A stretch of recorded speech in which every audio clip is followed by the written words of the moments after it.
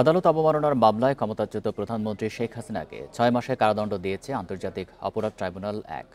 এ বিষয়ে ব্রিফিং করছেন chief prosecutor. সরাসরি চলে যাচ্ছে সেখানে। বান্ডেল থাকলে প্রতি সেনমানিতে টাকা বাঁচবে। বিকাশ সেনমানি বান্ডেল কিনে জিতুন প্রতি লেনদেনে। করা বাড়িঘর জ্বালিয়ে দেওয়া এবং নানানভাবে তাদেরকে থ্রেটেন করেছেন, যেটা আন্তর্জাতিক অপরাধ ট্রাইব্যুনালের আইন 1973-এর 11-4 ধারা অনুযায়ী এই ট্রাইব্যুনালের বিচারাধীন প্রক্রিয়াকে প্রেজুডিস করার অপরাধ। এই অপরাধ চূড়ান্তভাবে প্রমাণিত হওয়ায় আন্তর্জাতিক অপরাধ ট্রাইব্যুনাল নাম্বার 1 শেখ হাসিনা এবং আসামি শাকিল আকন্দ বুলবুলকে দণ্ডিত করেছেন। আসামি শেখ হাসিনাকে 6 মাসের বিনাশ্রম কারাদণ্ড এবং আসামি শাকিল আকন্দ বুলবুলকে 2 মাসের বিনাশ্রম কারাদণ্ডে দণ্ডিত করেছেন এবং এটাও নির্দেশ দিয়েছেন যেদিন তারা আত্মসমর্পণ করবেন অথবা পুলিশ কর্তৃক ধৃত হবেন তারপর থেকে এই সাজা কার্যকর হবে। Thank you.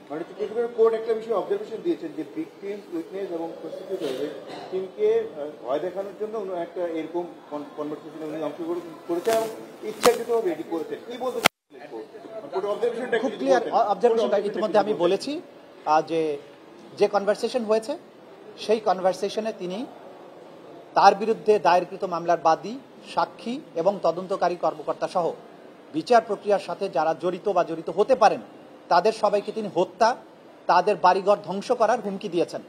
এর ফলে আন্তর্জাতিক অপরাধ ট্রাইব্যুনালের তদন্ত সংস্থা মনে করে, তারা রিপোর্ট দিয়েছেন যে সাক্ষীরা সাক্ষী দিতে ভয় পাচ্ছেন এবং যারা আরও মামলা করার জন্য এখানে আসবেন, বাদী হবেন, তারাও মামলা করতে ভয় পাচ্ছেন, যেটা এই ট্রাইব্যুনালের বিচার প্রক্রিয়াকে বাধাগ্রস্ত করার শামিল। এটাই আদালত আমাদের যে সাক্ষ্য প্রমাণ ছিল, যে দলিলাদি ছিল, সেটাকে সঠিক পেয়েছেন মর্মে আদালত ফাইন্ডিং দিয়েছেন। Amicus curiae administration of justice বলতে কি বোঝাতে চেয়েছিলেন উনি? অ্যামিকাস কিউরি যে অপরাধটা সংঘটিত হয়েছে সেটাকে তিনি বলেছেন যে এটা অ্যাডমিনিস্ট্রেশন অফ জাস্টিসের প্রক্রিয়াকে বাধাগ্রস্ত করার শামিল, সুতরাং এটা কন্টেম্প্ট হয়েছে মর্মে তিনি পজিটিভ মতামত দিয়েছেন আদালতের কাছে।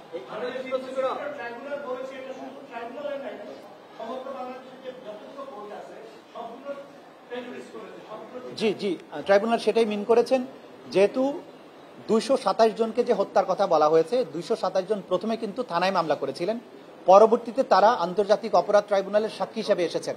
কারণ থানায় যে মামলাগুলো করা হয়েছে সেগুলো কিন্তু আলটিমেটলি আন্তর্জাতিক অপরাধ ট্রাইব্যুনালের কাছে ক্রমান্বয়ে চলে আসছে এবং আসবে। উদাহরণস্বরূপ আমরা বলতে পারি যে রংপুরের আবু সাঈদের হত্যার দায়ে যে মামলাটা প্রথম থানায় হয়েছিল, সেই বাদী কিন্তু পরবর্তী সময়ে আন্তর্জাতিক অপরাধ ট্রাইব্যুনালের সাক্ষী হয়েছেন এবং সেই মামলার যাবতীয় ডকুমেন্ট আন্তর্জাতিক অপরাধ ট্রাইব্যুনালের কাছে পাঠানো হয়েছে, সেটা এখন এই ট্রাইব্যুনালে বিচারাধীন। ঠিক একইভাবে চানখারপুলেও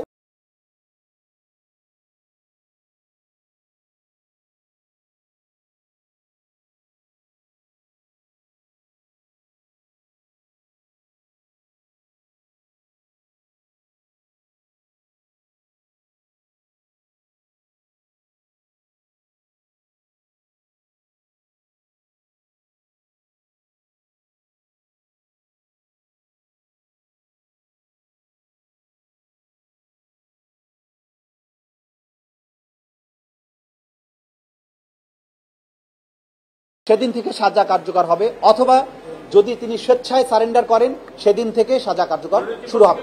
একটা প্রশ্ন ছিল, সেটা হচ্ছে যে আজকে তো আপনাদের যে শুনানি এবং কোর্টের যে ভিউ, তাতে মনে হচ্ছে যে আপনারা সবাই কিছুটা ভীত। এই কনভারসেশনের কারণে কি কোর্ট আদালত ভীত, আপনারাও কি ভীত এরকম মনে হচ্ছে? না, আমরা আমাদেরকে ভয় দেখানো হয়েছে, সেটা obstruction of the course of justice, কিন্তু আমরা ভীত নই, আমরা কোনো কিছুকেই ভয় করছি না। আইন অনুযায়ী আমরা কাজ করবো, সুতরাং ভীত হবার কোনো কারণ নেই।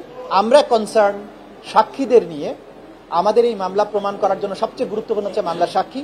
সুতরাং সাক্ষীরা বাংলাদেশের প্রত্যন্ত অঞ্চলে ছড়িয়ে ছিটিয়ে থাকা সাধারণ মানুষ এবং বিশেষ করে তদন্তকারী কর্মকর্তারা, যারা সরকারি কর্মকর্তা, তাদেরকে যদি ভয় দেখানো হয় তাহলে এই মামলার তদন্ত কার্যে সেটা প্রভাব পড়বে।